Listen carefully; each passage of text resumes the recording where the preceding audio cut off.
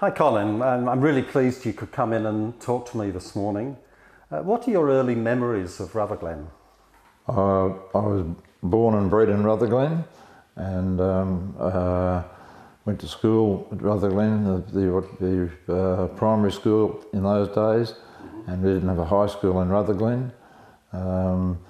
So after getting to grade 9, I think, something, I went to Scotch College in Melbourne and went further education there, and then from there came home, and when Malcolm and I would come home, Malcolm was away at the same time.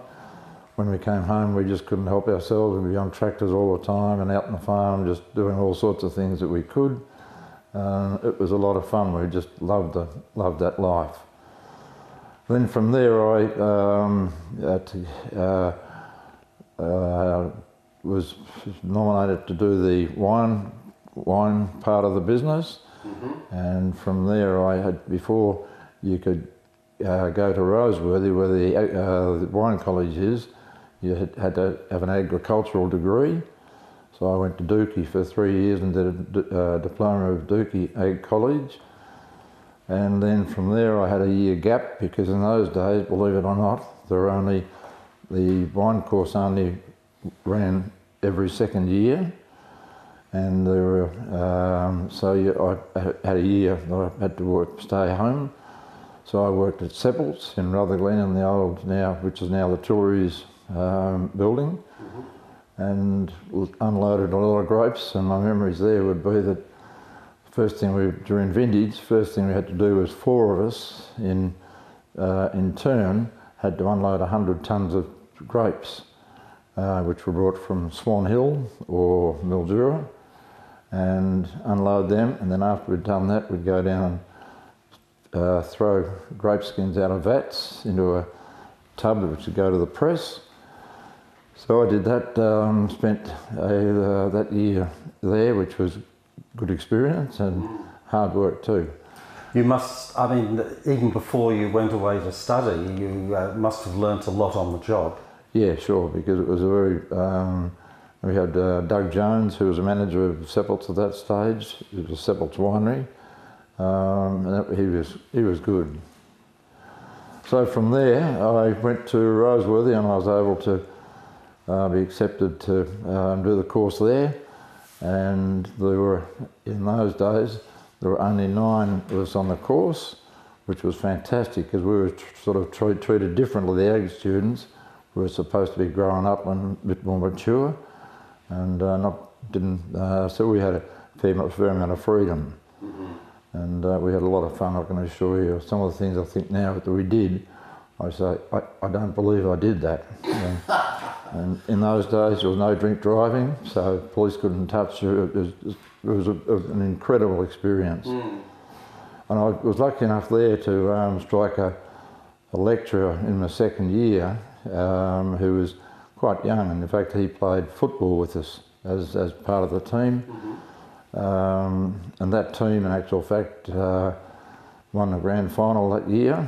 And we had last weekend, we had weekend before, we had a 50th reunion of the A grade team, which won the grand final, which was very good.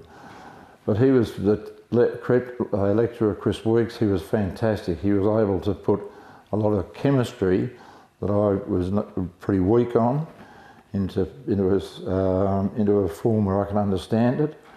And I started to talk about some of the technical things, winemaking, Krebs cycle and those sorts of things. It all just came together. And I quickly turned around and just became absolutely dedicated to being a winemaker.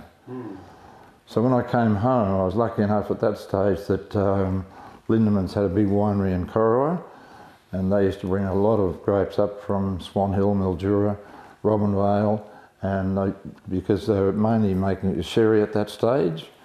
And so I was lucky enough to get a job there during the vintage period, and I worked under Phil Laffer. And at that stage, Phil was sort of a flying winemaker. He'd come in from he was looking after all the Lindeman wineries, and they were really short of staff. And so I was thrown into the deep end there. And I got so much experience there, and just watching and working with Phil, we built up a great relationship between ourselves, which still remains today. And it was just great to what I picked up there. And was Ron Prince there as well? yeah, Ron Prince was there, but Ron Prince was more of a manager and a fantastic blender than an actual, hands-on winemaker. And he left us pretty much alone to do what we had to do. So Phil would come through, might be once a week, he'd fly in, see what's going on, and then shoot through.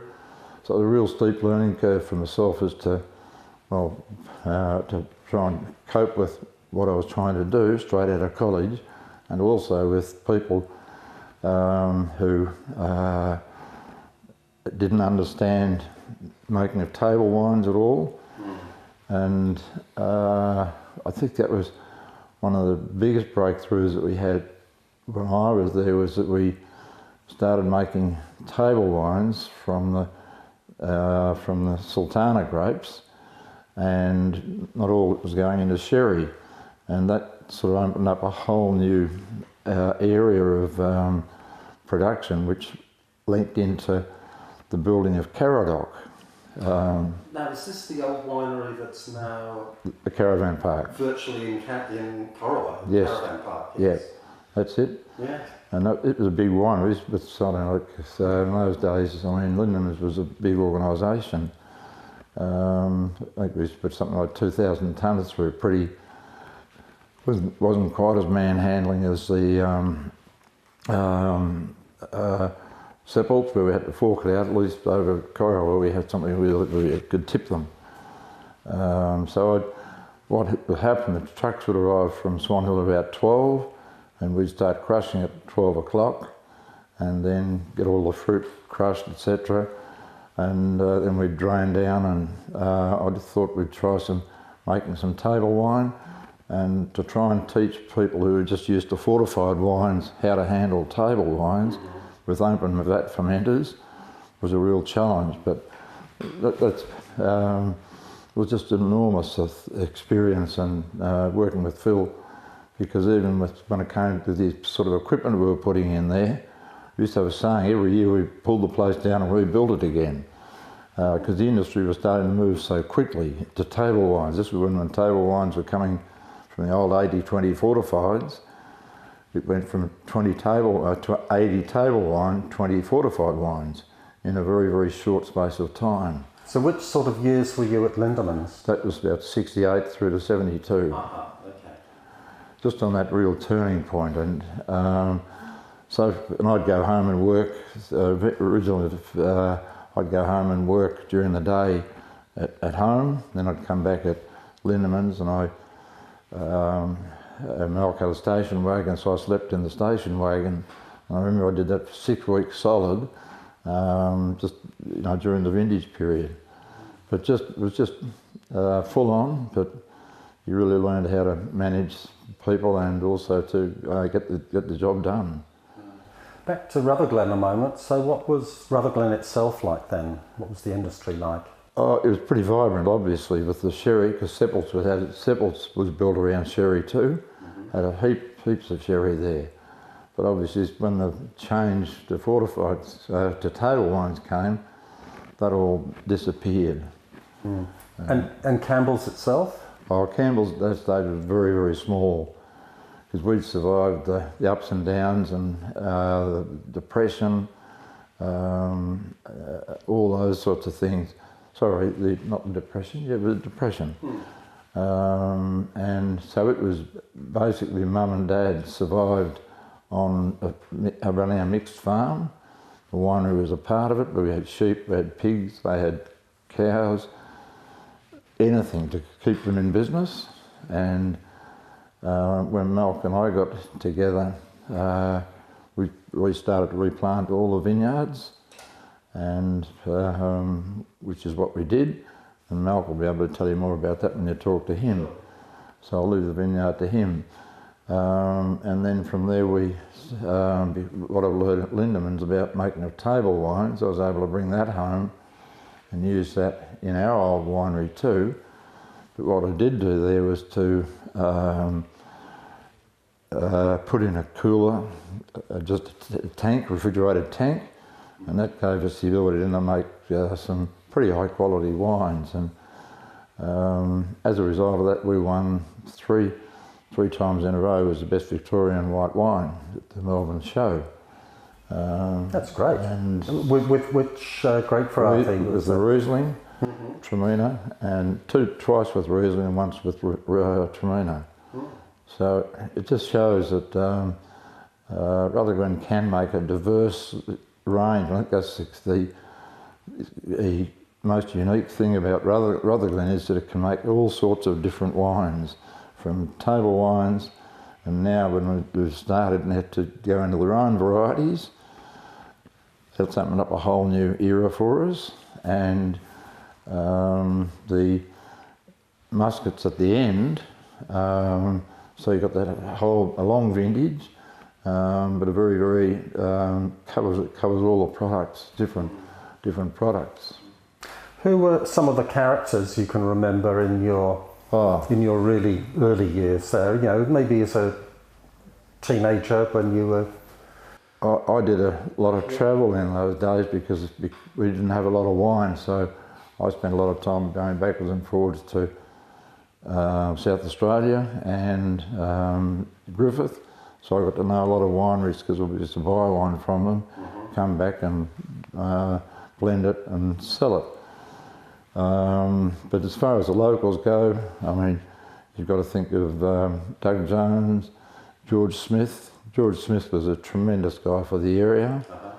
Mick Morris, Dick Buller, I'm going to miss some.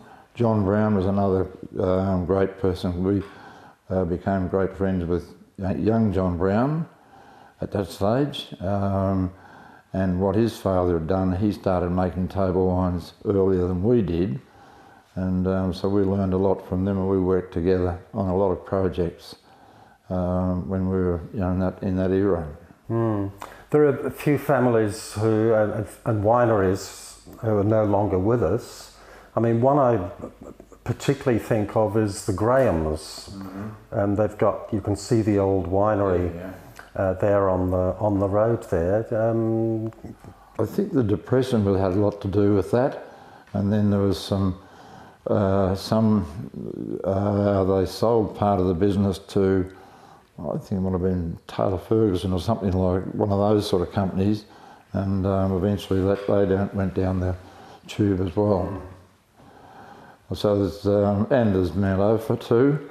So they were all really big wineries that just went out of business, and obviously those sort of big times, there was a lot at that stage when they were in business. There was a lot of wine being exported to the UK, and for whatever reason that fell over. I'm not real sure why that happened. So back to Campbell's a moment. How were you selling your wine in those early years? I mean, was the cellar door trade, or were you going through a distributor, or? No, not through a distributor. It was just basically because we didn't have much wine anyway, so it was a bit of cellar door in the old tin shed, and then the rest of it we'd go to a few selected retailers in Melbourne, and Del Monte Cellars, you've probably heard of that name, places like that we'd sell wine to. So that meant I spent a fair bit of time on the road, and I got to know Adelaide and McLaren Vale and a lot of people I knew in the industry as a result of that, which was, once again, because we were you could say, we could have been thought of being a backwater up here. I remember where I was with, they said, oh, well, you better make sure you get the chooks out of the fermenter coal before you start vintage. That's the sort of impression I had of Rutherglen. And so we had to just work on that, and as a result of our progression, we started to get grapes coming in from our plantings, and then from there we built in 1971, we built our front of our shop, and I think most people in the area laughed at us, and I'm serious. And I know when we bought a forklift, one of Dad's friends said, what's doing out there? What's Colin doing? He'll make you go broke. And these sorts of things, this is the sort of fights we had, and Dad and I used to have some tremendous arguments. But then if I learned how to handle him, and I'd never tell him what I wanted to do. I'd just make a suggestion, say, I wonder how that would work or something. Then I'd leave him to it. And then he'd come back later and he'd say, he'd tell me to go and do it. So it was just a way of working with him. And so we had a mutual understanding of how we'd work, but we had some very, very, very, very, very rough times too, because Malcolm and I wanted to go full bore and he was pulling back a bit. And Malcolm will tell you too, we put in a lot of irrigation systems for our vines and also for pasture, etc. And then I guess from there we built the new fermenting house in 1974, and that changed our whole mode of operation, because up until then it'd be very manual, and things have just progressed on from there. And I guess the challenge that I've taken on and came out of a feeling for the area. We had a group of us. George Smith was a great leader. Don Chambers was another. Bill Chambers was another guy, very prominent. Don Chambers, Bill's brother, was very keen to promote Rutherglen and Muscat, because we had a feeling that if we didn't do something about it, it would just become a curio wine.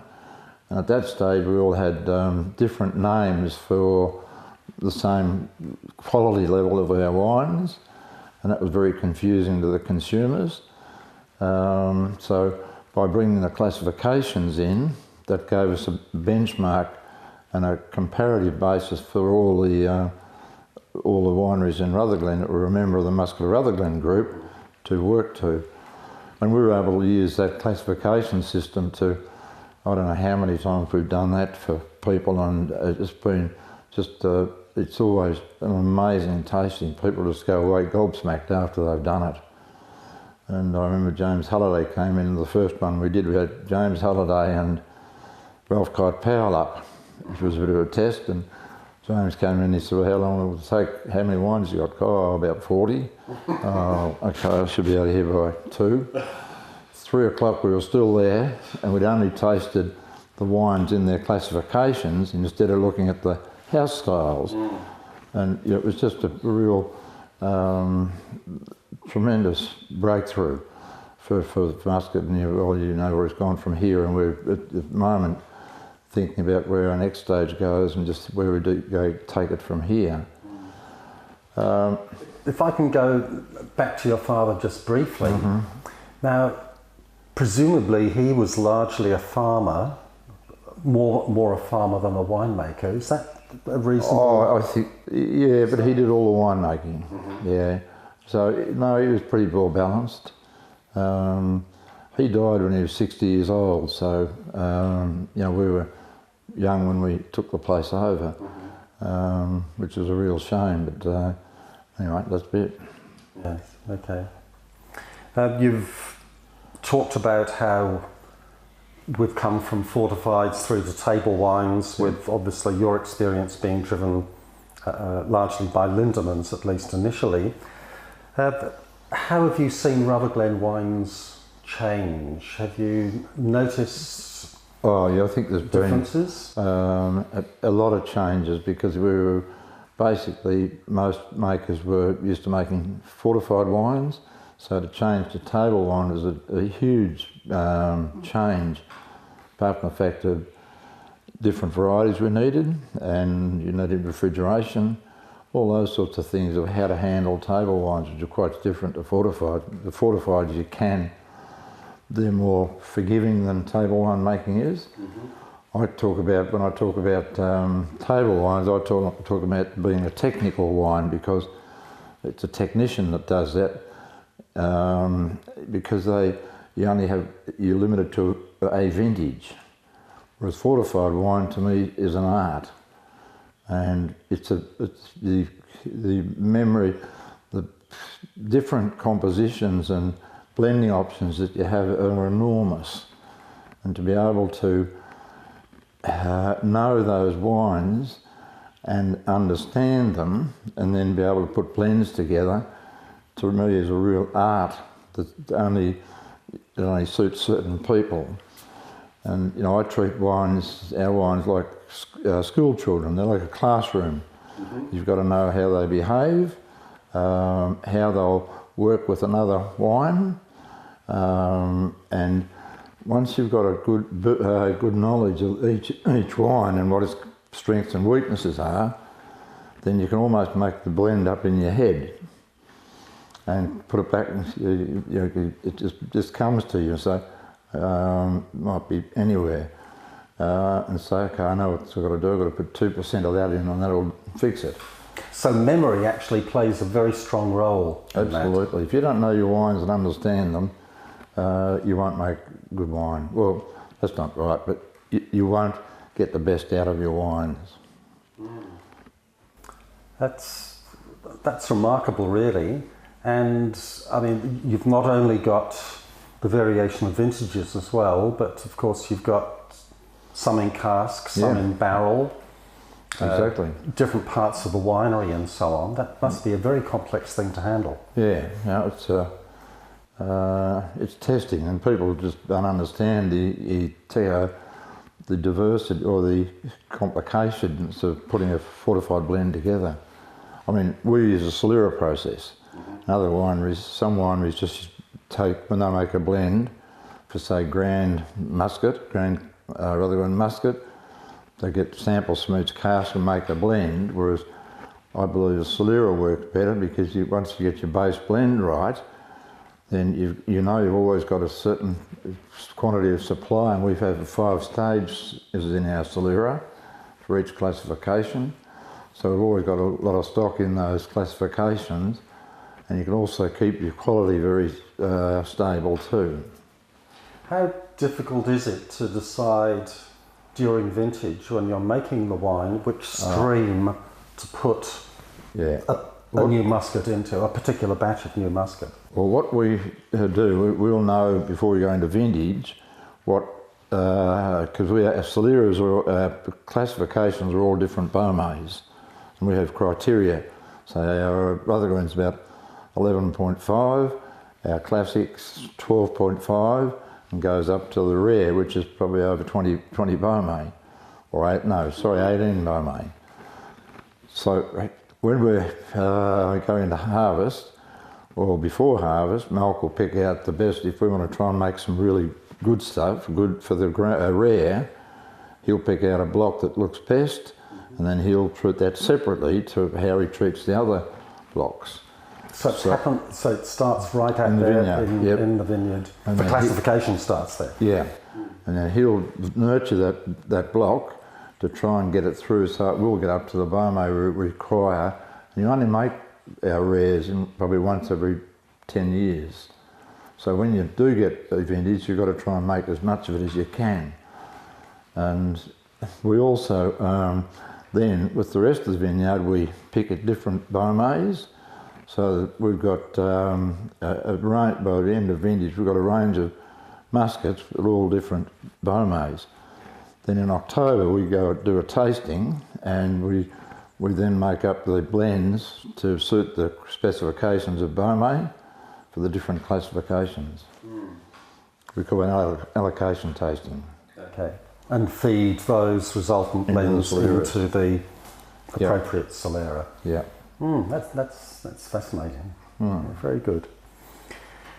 And the styles, if you think of the styles of red wine from Rutherglen, have they changed in your time here as well? Oh yeah, I mean they're always changing in some degree or other, and you bring up a very good point, because we used to enter in the shows in Melbourne, Adelaide, sometimes in Sydney and Rutherglen, and I gave that up. I guess basically because I came home from the Melbourne show one year, and we got an absolute toweling in the table wines, and I thought, okay, I'll fix this for the Adelaide show. So I got my little oak treating thing going, and with a cask of Cab Malbec, and we just belted the oak into it, sent it over to Adelaide, and ended up with 2 gold medals and a trophy. And then I lost confidence in the show system. I said, and the other thing, Bobby Burns Shiraz is a classic example. We've always tried to keep that wine to a formula, a style, which has got lots of fruit and delivers fruit, and it has enough oak to complement it, but not overrule it, if you understand what I'm saying. Mm-hmm.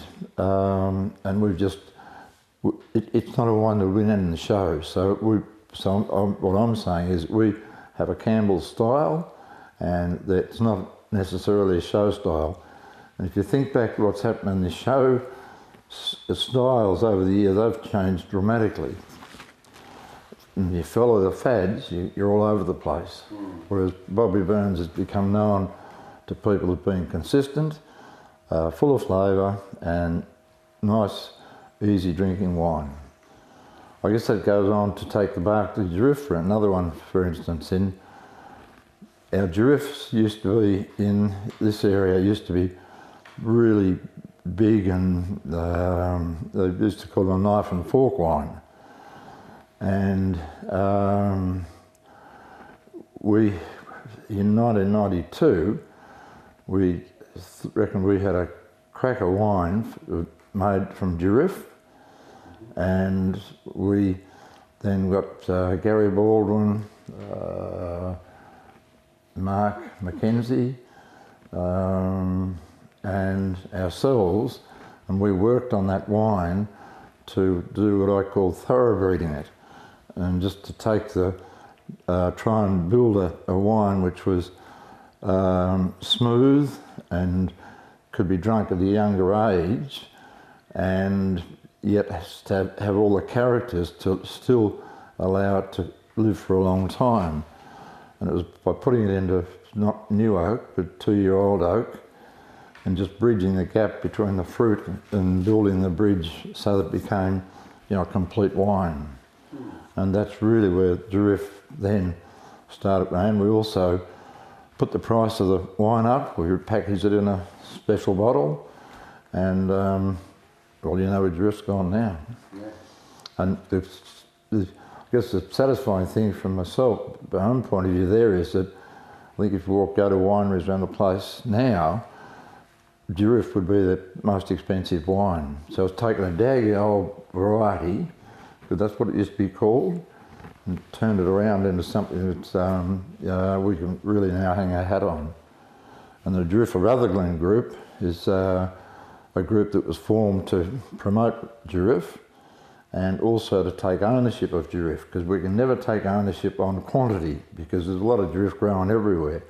But because we have the old clone here, and the fact that we're in a phylloxera area, you can't take that clone out of this area. Mm-hmm. So it's our unique clone, and it's very different to, say, what we call the Griffith clone. The Griffith clone's very floral and vibrant, whereas the Rutherglen clone is much more subdued in fruit and aroma. Sort of taking a step back, what do you think your contribution's been, and to where Rutherglen is now and in the future? How do you see yourself, if you can be objective?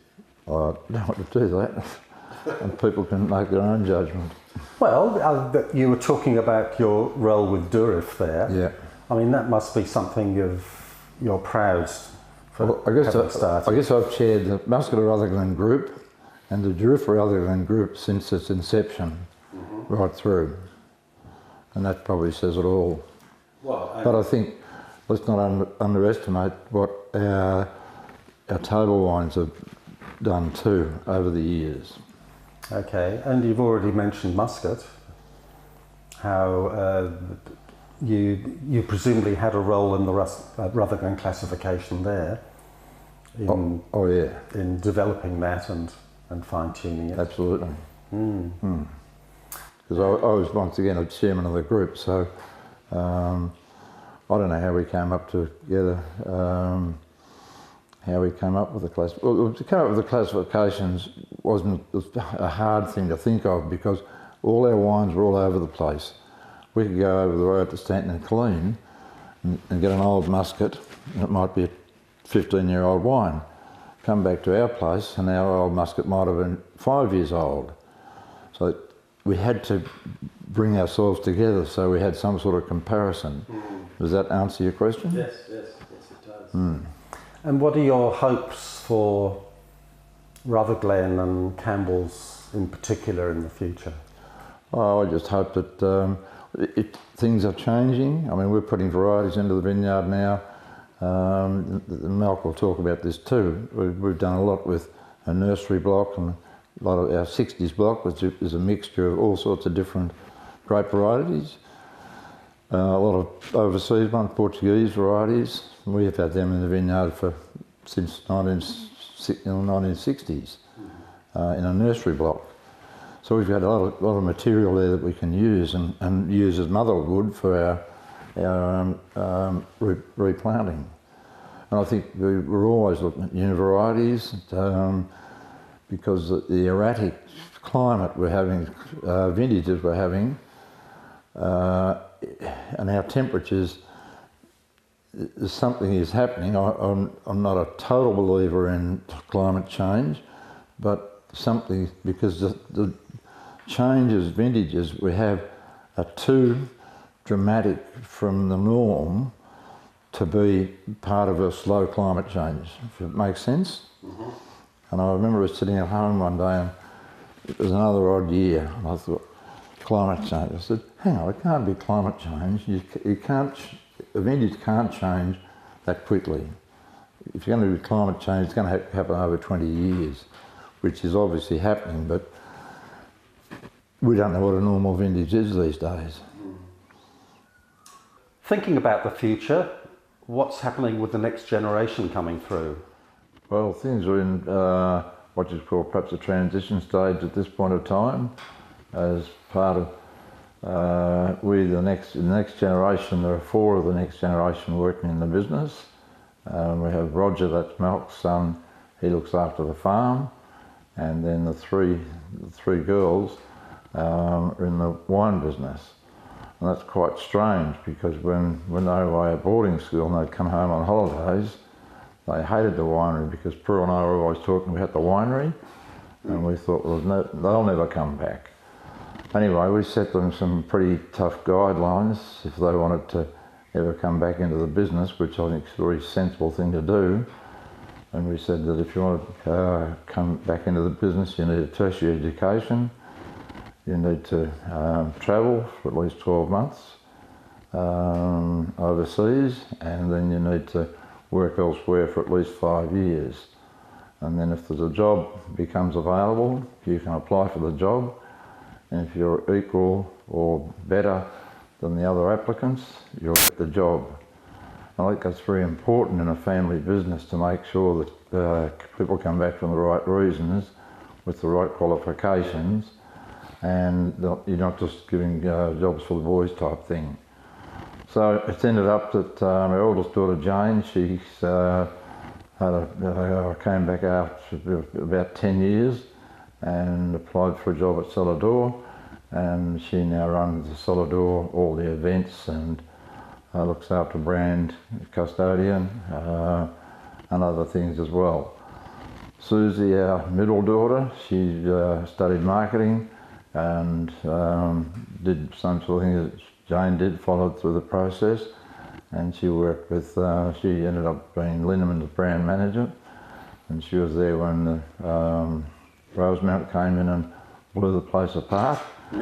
And so then she applied for the job at home and came into the business, and now she's our marketing manager, and she looks after the coordination of the vineyard, the winemaking and the marketing, just pulled all of that together.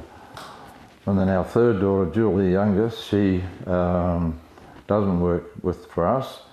She travelled overseas and did the northern southern flying winemaker thing, the northern southern hemisphere for about 4 years, and then ended up managing a winery down in Provence. And then from there she came back to Two Hands. They offered her a job, so she came back there. And then after that she went to Turkey Flat for 5 years as winemaker. And then from there she had children, and unfortunately she's married a South Australian. So came and asked me from Elderton Winery, and she's got children, she doesn't work full time, and she comes over 3 or 4 times a year to look after, to go through, do allocation tastings, etc. with Glenn, our winemaker, and she'll eventually turn into the brand custodian and take over from me just to protect our styles of wine, etc. And we're now, the girls are just starting to work out their new roles as to how they might take on much more responsibility, and then gradually phase Prue and I out. End of story. It's a pretty open-minded view to encourage them to travel overseas. I think that's very important, though. It just opens up their mind to other things, and it's worked well. That's probably not something you'd have been told when you came out of uni. Wouldn't have even been on the radar. No. Well, that's good to know that the next generation, at least most of it, is still a good part of the business. Yeah.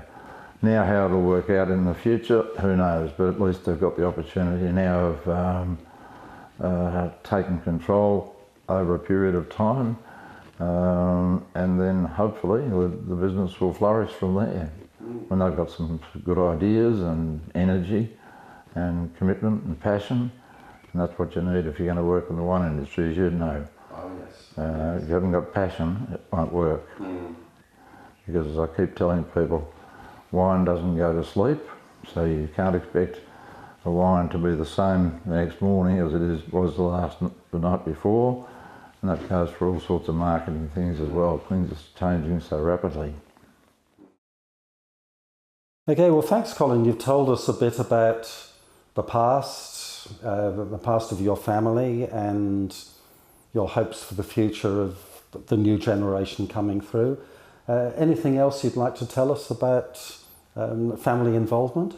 Certainly, probably the most important person is my wife, and without Prue, Campbell's wouldn't be what it is now, and I certainly wouldn't be where I am either. She's just been such a strong person to have behind me, support me every step of my life, and went out of her way just to, I don't do anything at home, she does everything. That allows me a lot of freedom just to work, and it's also allowed me to get out, and I do a lot of industry work with Winemakers Federation, our Australian First Families of Wine, which is something I didn't mention. We're a part of the First Families of Wine. A lot of those things that I do have an ambassadorial role, and Prue's been a great support through all those times. And I've heard she's had a good organisational role in the whole business, if you like. Yeah, she's got enormous, very smart at pulling things together, organisational skills. She used to was a pharmacist, so she's used to fine detail, and just the way she can put together, I can just speak in words and then she'll put it all together, and 5 minutes later I'll have it on my desk. So while she doesn't work at the winery, she's got a very, very busy office at home. Well, it must be wonderful to have that home-based support when you're out and about and doing so much for the industry, not just Rutherglen, but the industry in general?